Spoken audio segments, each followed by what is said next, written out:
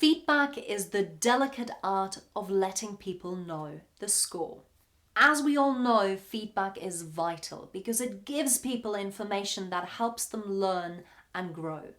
Giving feedback is central to good leadership, and it's something leaders can do hourly, daily, weekly, monthly, or over any number of years.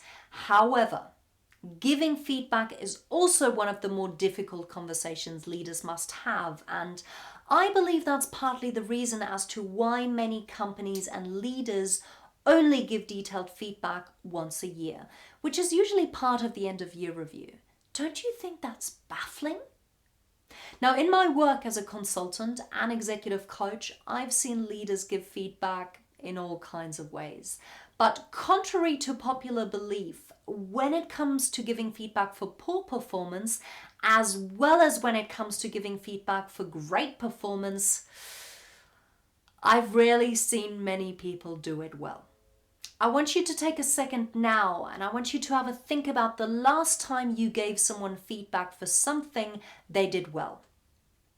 You've got something? Now have a think about how you did it. So here's the thing. There is a big difference between saying you did great and you did great putting all those slides together for last week's meeting in such little time and with almost no resources. Well done. You see, if we want our impact to be the same as our intent, it's important to be as specific as possible when delivering positive feedback.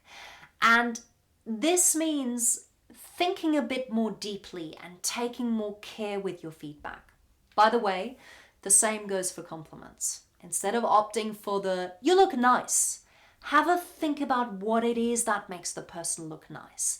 Is it the pattern of his tie? Do you like how the color of her earrings complements her eyes? That's my 2 cents worth of dating advice. So, going back, let's say a colleague produces an excellent report and you want to be more specific in your feedback.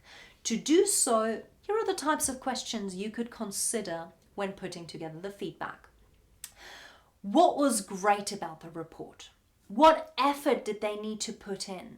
What did they do that made a difference? Now let's talk about our most dreaded encounter. How do we give feedback when someone delivers poor performance?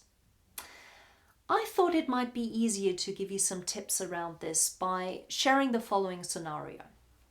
Laura is a manager in a management consultancy firm. One of her direct team members, Bob, has done a 6-figure deal with a supplier that he shouldn't have done without getting Laura's sign-off according to protocols. So Laura could now confront Bob and tell him he's done wrong. And the reason for doing that would be to make sure that it doesn't happen again. Yet, because they're both quite headstrong individuals, confronting Bob directly is likely to result in a lot of emotional tension. So while Bob might remember not to do it again, he won't have learned anything useful about himself, and the relationship between them will have most likely gone downhill. So to interact in a way that won't flare into an argument, Laura needs to first directly deal with the fact that this is a difficult conversation. And she can do this by way of acknowledgement.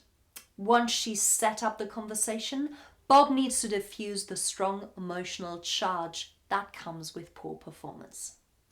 As we all know, it's difficult to have conversations about solutions with guilt, frustration, fear, sadness, or anger just below the surface. So some of the questions Laura might ask up front is, how can we talk about this in a solution-focused way?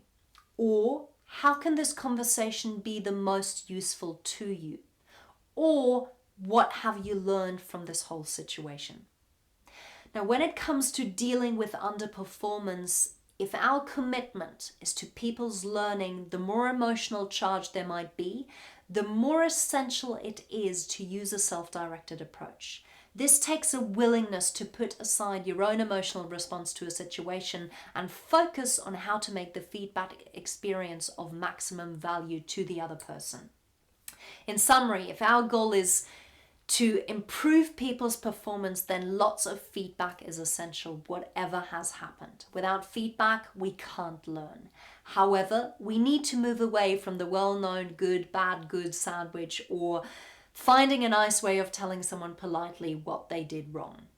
Ask what they've learned and how you can best help them to improve even further. Now, to finish off, and because I know you're a high performance individual who likes a good challenge, here is an exercise I'd like you to try. Starting from today onwards, the task is to give positive feedback once a day for a whole week. When you give feedback, practice being succinct, clear, and specific. Afterwards, make some notes about the impact this has on you and your team. Review your notes after a week and let me know what you've discovered. I'm curious. Chances are this will make a significant difference in the way you build trust and rapport with your staff or colleagues. Oh, by the way, if you're finding my videos valuable, I've just put together an exclusive video training. It's for free, so if you want to keep learning and if you'd like to have access to bite-sized content in the form of videos, then click the link in my post.